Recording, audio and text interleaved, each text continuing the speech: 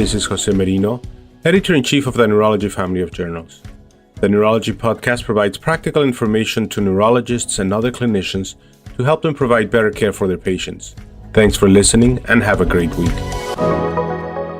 Hello and welcome. This is Justin Abbatemarco from the Cleveland Clinic here with Smathorn Thakolwiboon and John Chen to discuss their article published in Neurology, Outcomes Following Acute Plasma Exchange for MOGAD. Smathorn and John both work at the Mayo Clinic. We're excited to welcome them on.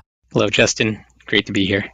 Yeah, hello, Justin. Yeah, thank you for having me here today. It's really exciting to talk about this topic. It's an ever-moving target with MOGAD treatment. John, maybe we could start with, what were the major findings from this work? What will you take into clinical practice based on this? This was a large retrospective international study of 18 centers across 6 countries. We were trying to look at outcomes after plasma exchange among our MOGAD patients. And ultimately, we accumulated over 200 severe attacks that were treated with Plex. And again, a large endeavor, multiple colleagues around the world to help contribute to this.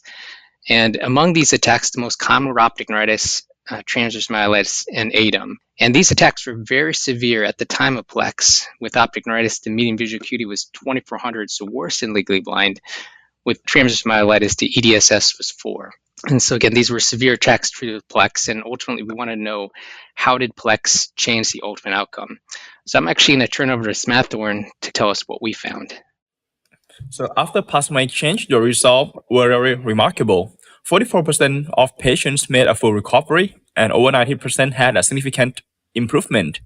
For visual outcome, we saw even more impressive result. The median visual acuity after plasma exchange was 20/20, and only 3% of the patients end up with vision worse than 2200, compared to about 5 to 14% in other cohorts that include mixed treatments. The key limitations of our study is lack of a control group. However, an upcoming randomized control trial for plasma exchange for optic neuritis and myelitis will help to fill this gap.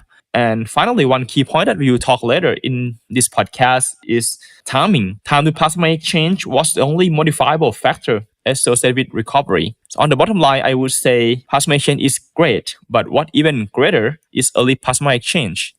You mentioned this in your introduction, and I think it's worth repeating that MOGAD's very different than MS, right? The disability is going to come from incomplete attack recovery. So anything that we can learn to better inform that practice will be so helpful. And it sounds like we have some good retrospective data from this study suggesting that early treatment with plasma exchange can be helpful. And then Smathorn, as you mentioned, there is a upcoming clinical trial that is prospectively looking at this question, which should really help inform clinical practice moving forward. John, maybe you could speak a little bit to that trial and how that's going to work. We're really excited about this trial. It's a trial funded by PCORI, where we're going to have 31 sites scattered across the U.S. enrolling severe optic neuritis and severe transverse myelitis. And so in terms of optic neuritis, it'd be 2200 or worse, transverse myelitis, EDSS of 3 or worse. And we're going to be randomizing patients within 8 days of symptom onset to either Plex and corticosteroids immediately or corticosteroids alone with a delayed rescue Plex. And so ultimately this will answer, does early Plex actually lead to better outcomes? And, this will be our generation's optic neuritis treatment trial in a way. With these retrospective studies, it suggests that early Plex leads to better outcomes, but the drawback is some of these patients treated within a week are going to ultimately have a good outcome even without Plex. And so this trial, I think, will be very important in confirming that early Plex is helpful or whether rescue Plex is sufficient. So we're definitely looking forward to that. The first patient will probably be enrolled later this year. It's so exciting, prospective evidence to really answer some of these questions. But having data like this study, I think, helps us in today's practice, right? We need to help patients as they come in. And so maybe it's a good segue. Coming back to this work, John, you mentioned this as a multi-center retrospective study. And the vast majority, I think 99% of the cohort, received corticosteroids. And so what prompted the neurologists to decide that they needed to use plasma exchange? Justin, that's a great question. And again, the drawback is it's a retrospective study with a lot of providers, a lot of different sites. And so the decision for Plex was actually probably different per patient. But I think one uniform factor is that these were severe attacks. As you mentioned before, optic neuritis, the median visual acuity was 2400, median EDSS of 4 at time of Plex. And so Definitely severe attacks is important. You also mentioned that all these patients got corticosteroids as well. Only a little less than 20% received Plex and steroids at the exact same time. So I think the bulk were likely severe attacks that didn't respond to corticosteroids, where Plex was used as more of a rescue treatment. And when we looked at our data from time from onset of the attack to Plex, that was actually quite variable. The median time to Plex was 13 days, but it ranged from essentially immediate Plex within a day to as late as 3.5 months. And so this timing of Plex is very variable. And again, this is a retrospective study, so that's why there's so much variability in it. But that future prospective randomized clinical trial called Timely Plex will even get a better answer, better grasp on this. But right now, it really does suggest that early Plex does lead to some of these better outcomes. I think it's what we see in clinical practice, right? Severe attacks, those not responding to corticosteroids are usually reasons we pull that trigger. Could you speak to the safety around using IV methylpred and plasma exchange at the same time? Will those cancel each other out, or are they safe as a combination therapy? That's a good question. We do think it's safe as a combination therapy. We don't think that Plex is going to wash out the steroids. Unlike, let's say, you're using a monoclonal antibody like rituximab, you wouldn't want to give that and then Plex right away and wash out the monoclonal antibody. But we do think that these can be used concurrently without really diminishing the effect of each other in a more synergistic way. Typically with MOGAD, we're going to treat them with corticosteroids first, see how they respond, and then go to plasma exchange. But if a patient, let's say, had NMO and we know they have NMO, we're going to be doing Plex right off the bat. We do concurrently use Plex and steroids for some of these patients.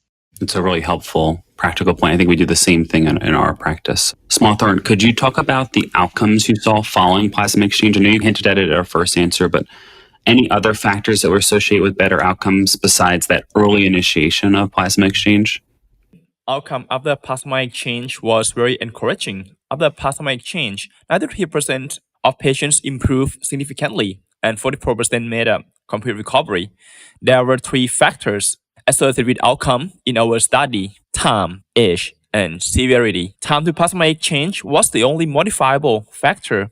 Each day of delay reduced the likelihood of both complete recovery and also significant improvement. And in our cohort, patients with younger age had a better outcome.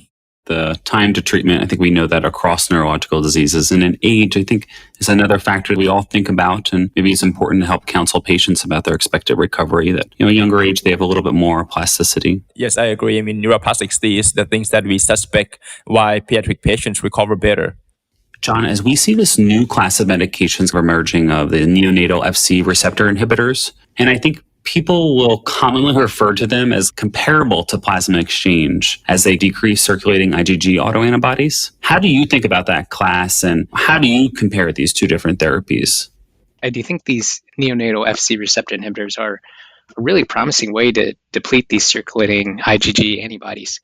And we think that's going to be very effective for MOGAD, or at least we hope it will be. And we currently have the rozanolixizumab trial for relapse prevention for MOGAD that we hope will lead to an FDA-approved medication. So we really do think that removing these pathologic antibodies is important. Now you bring up an interesting point. Could be used as a acute therapy, almost like a Plex to remove these pathologic antibodies. Could be certainly a lot easier than Plex, which of course often requires admission, a central line. But there's a small chance it may not be as effective. And again, we don't know for sure, but a couple reasons it might not be is one, the onset of effect for some of these neonatal FC receptor inhibitors may not be quite as fast as Plex. And again, we think of, time is vision, time is brain. So that might be one drawback. 2, Plex does remove pathologic antibodies, but it also probably removes a lot of other inflammatory exciting processes like cytokines and other drivers of inflammation, where the neonatal FC receptor inhibitors may only be removing the IgG. It's possible Plex may end up having better outcomes, but we don't know. And ultimately, we need a randomized clinical trial for neonatal FC receptors inhibitors in the acute setting of severe optic neuritis or severe transient myelitis, because again, it'd be much easier to use than plasma exchange.